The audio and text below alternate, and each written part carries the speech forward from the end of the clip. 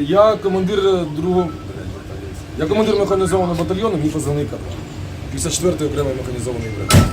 І зветься К2, правильно? Ваш підрозділ саме зветься. Ну, нас так називають в народі. Хлопці, ну доброго дня ще раз. Зараз, секунду. Доброго. Можете сказати, от ви, наприклад, ваш позивний, Качан. Звуть мене Максим. чим ви займаєтесь, яка ваша посада там?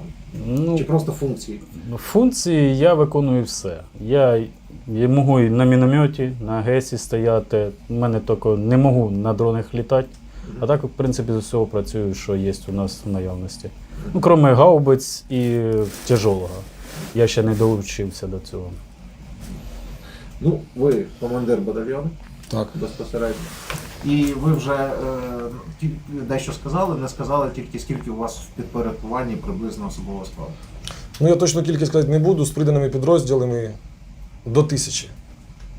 До 1000. До 1000 військовослужбовців. І якщо до вас звертатися, то за яким позивним? Мій позивний особисто мій К2. К2 особисто, так. І ваш? Добрий день, я військовослужбовець 54-ї окремої механізованої бригади. Мій позивний Месі, я мешканець міста Дніпра. Теж, якщо спитати про обов'язки, то реалії сучасної війни потребують універсальності від військовослужбовців, тому ми всі вміємо користуватися всіма видами озброєння, які є в наявності. Тобто це починаючи від кулеметів, як наших, так і американських, та закінчуючи артилерію, міномети, гаубиці, противотанкові засоби, такі як джевеліни, стугни і корнети або фаготи. Добре. Ви ведете свій YouTube канал, я знаю. Так. У вас є люди, які складають відоси, заливають відоси. Ну, раніше це робив я та декілька моїх помічників особисто. Коли це була ще не повномасштабна війна, було більше часу між операціями, та не було такого темпу і такого драйву. То був час, і ми це робили. Але зараз, на жаль, такого немає, бо робота є кожен день. Просто фізично неможливо це все обробити. Так, але ведемо, по можливості ведемо. Тут зараз з'являється ваш канал, і можна перейти, переглянути багато ваших відео, вони реально цікаві, вони прикольні. Але давайте ви просто розкажете про декілька цих відосів, да, ваших. От з першого почнемо. З першого це ще було, воно таке більш давнішнє, скажімо так. Ми, сусідні наші підрозділи нашої бригади, звільнили місто Білогорівка, населений пункт Білогорівка Луганської області. Та противник там через деякий час намагався піти в контратаку для відбиття даного населеного пункту. Але здійснив, скажімо так, тактичну тупість. Пішов по фронту вдоль нашого підрозділу.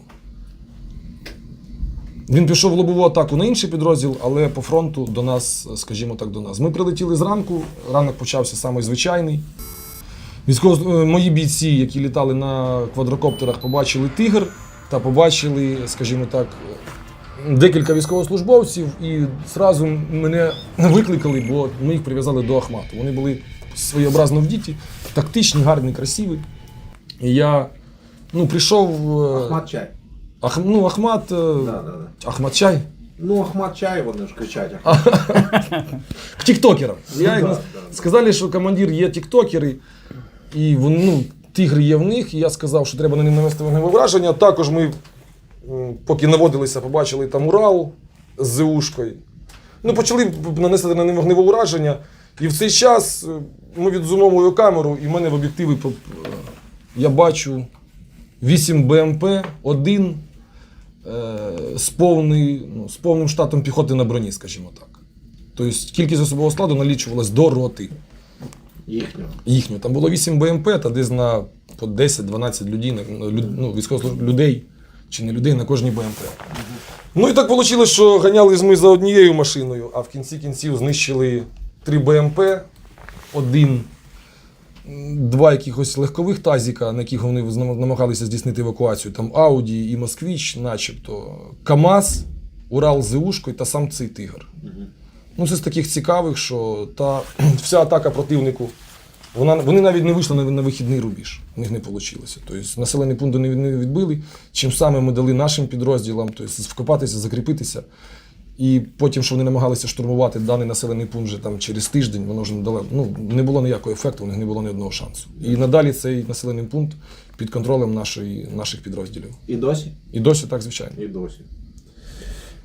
Другий відос це щось таке цікаве. Тут ви взяли когось в полон дроном. Як це взяли в полон дроном?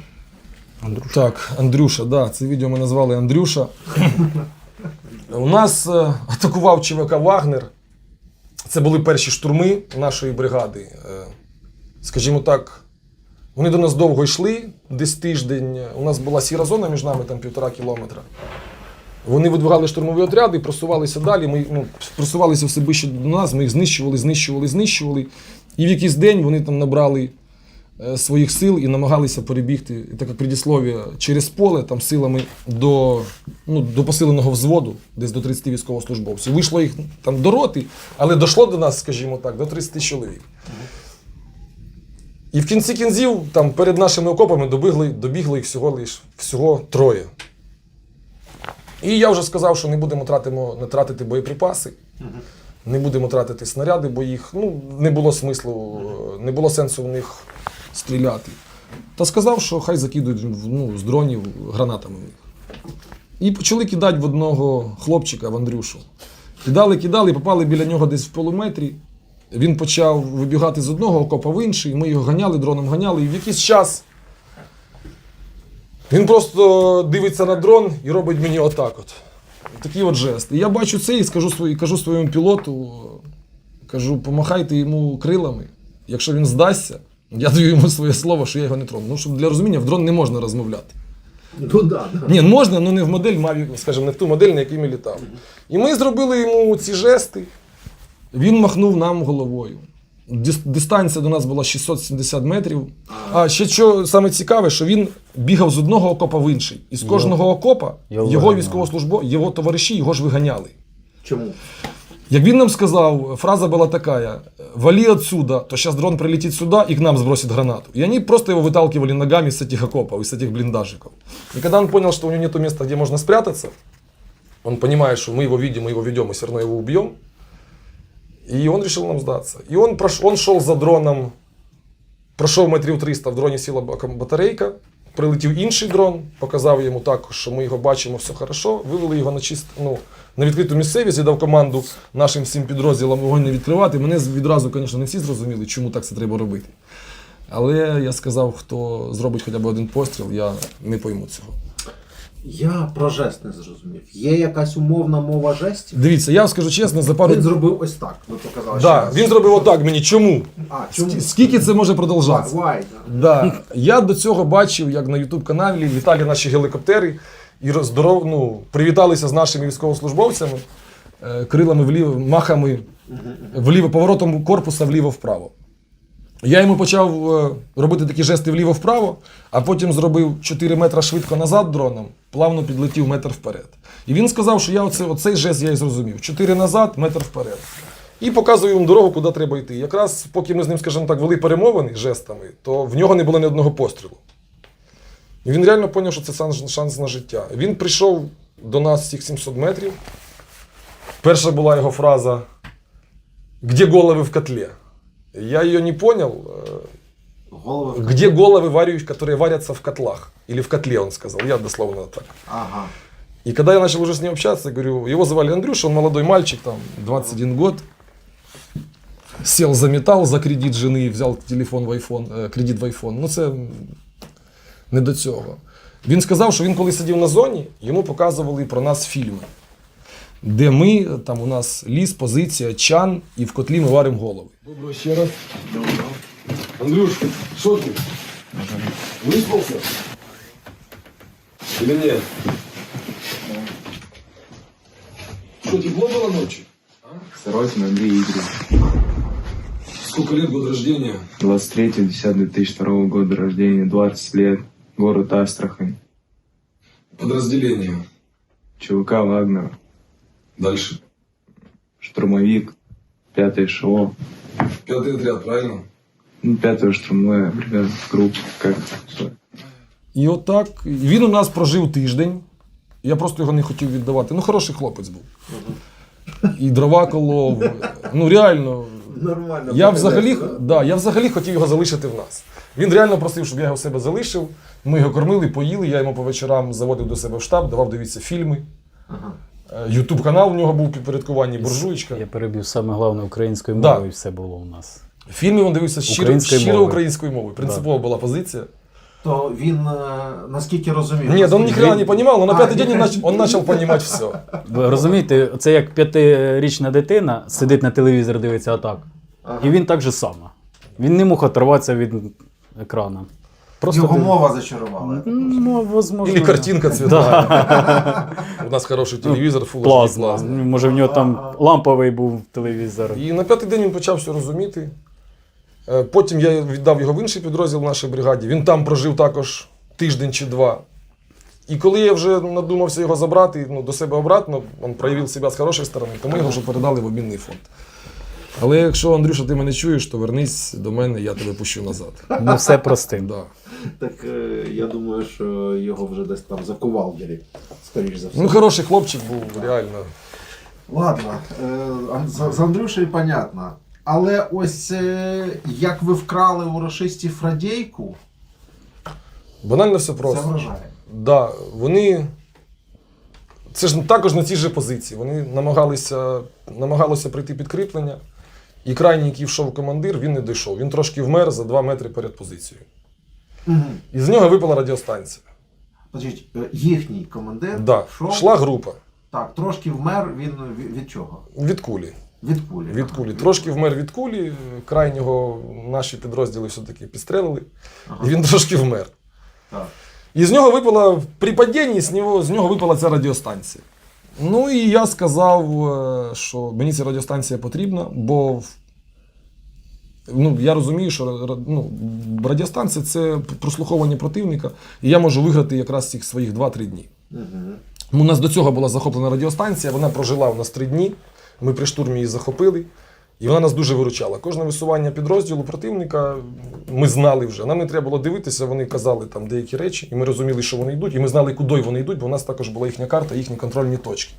ЧВК «Вагнер» ходить суто по точкам, там, чи 3, чи 17, чи 20. І коли у вас є ці координати, ви знаєте, де вони йдуть, куди треба нанести вогневе враження. Ага. І ви до цього вже... Так, була. Але вони зробили перепрошивку, вона у нас прожила 3 чи 4 дні, вони зробили перепрошивку, і ми залишились знову без, скажімо так, ушей. Угу. І вам ще треба одна, і ви бачите, що ось вона є. Да, я наказав одному з своїх екіпажів, які там літають, які були менш задіяні, сказав, держіть вірьовку з крючком, летіть туди і без радійки не вертайтесь. 2 часа вони її намагалися підібрати. 2 часа. 2 часа. 2 чи 2:20, я не пам'ятаю, дуже довго. Я зранку ще дав цей наказ, і тільки в обід вони мені крикнули, що командир, радійка на місці. І вони її схватили, принесли, і ми цією радіостанцією користувалися 11 днів. 11 днів вони її не перепрошували, і Да. ви все могли... Вони не знали, що вона в нас. Угу. Вони знайшли командира, оскільки це, скажімо так, була дистанція від нас, від нашого переднього краю 600 метрів, ну вони подумали, що радійка десь випала в полі. І вони не могли вийти в те поле, бо ми його контролювали її пошукати. І вони собі сказали, ну хай собі валяється, головне, що вона не укропила. Ну да. Не у карателей. Чому вони його не замітили? Там у нас багато хто питав, що дрон висів на висоті 3 метри. Бо в цей час, тобто по позиціям противника наносилось вогневе ураження. Тобто там або мінометик, або АГС, або підствольник. І хтось постійно стріляв, і їм було просто не до нас. Вони не вилазили, і за це у нас дрон змог собі там провісити цей час та виконати це завдання. І ми прокористувалися цією радійкою 11 чи 12 днів. Ми потім ще декілька захопили в полон. Ну це вже там штурмовими діями, тобто там не з дронів. Добре, зрозуміло. Це ми більше про дрони поспілкувалися, і відоси більше з дронів. А так, про діяльність. Ну от, на загал. Без деталей. На загал підрозділ займається всіми видами, скажімо так, військової діяльності. Все, що ходить, ходить, все, що повзає, повзає, все, що їздить, їздить, все, що стріляє, стріляє. Наш підрозділ за весь цей час не втратив ще, скажімо так, переднього краю смугою нашої відповідальності. Угу. Ми не хвастаємося, але де не стояв, де виконував завдання наш батальйон, він завжди все отримував. Можна спитати вас, Що скільки ви там? воюєте? Да, щоб так і було. От ви взагалі, скільки? Особисто я Квітень, травень. з квітня 2014-го. З квітня. З квітня. Я приїхав в АТО за 2 дні до 1 травня. Угу. Отак. Я був в боях за Ніколаївку, особисто мій підрозділ в Слав'янську ми були, тобто і далі, потім Щастя. Ну ви ж не одразу стали комбатом. Ні, звісно, ні. Ну, а от про ваш шлях. Про мій шлях, ну, вначалі я був начальником розвідки. Ага.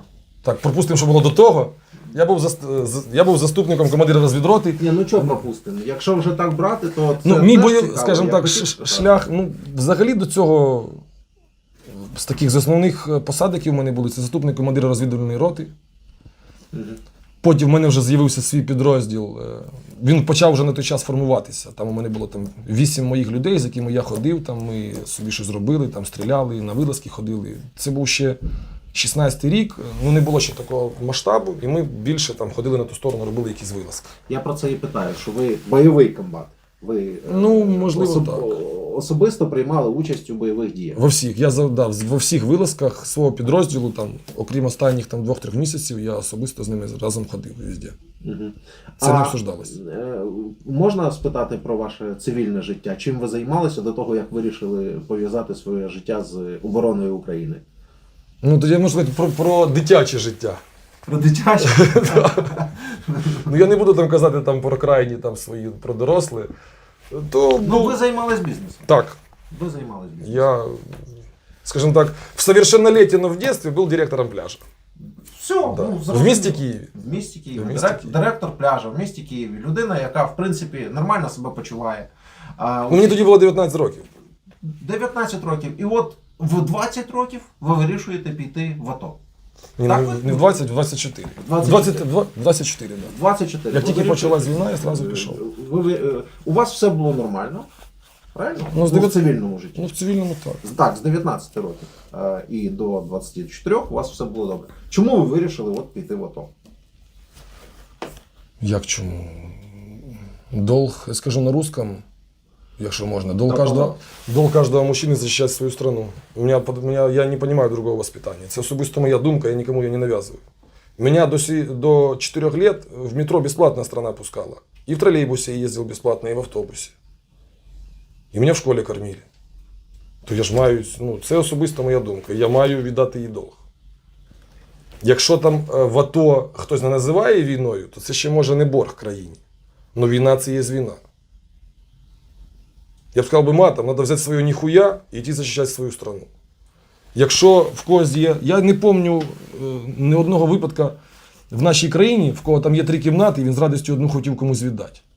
Я, може, ні разу не був в Криму. Ніколи, ні разу в житті я не був в Криму. Ну, це все одно моє місто, що я маю комусь віддати? От коли в мене його забрали, я реально захотів в нього поїхати. От всім просто до сих пор хочу туди попасти. А якщо ми його заберемо, може я в нього і не поїду. Ну мені їх, да. Таке, да. Але чому я комусь маю віддавати одну кімнату в своїй квартирі, когось туди пускати?